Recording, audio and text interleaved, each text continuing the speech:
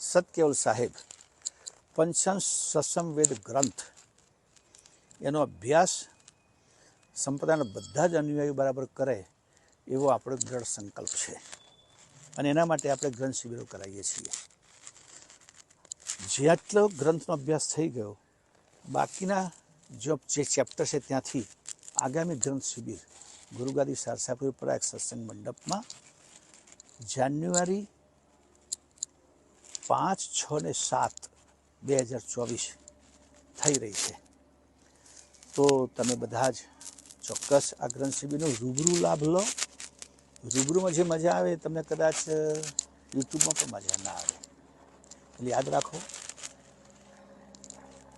જે લોકો દૂરથી આવે છે એમને 4મી જાન્યુઆરી આવી જવું પડે, કારણ કે 5મી જાન્યુઆરી 9 વાગે સવારે આપણી કથા શરૂ થઈ જશે. 5, 6 ને 7 2 સેશન હોય છે.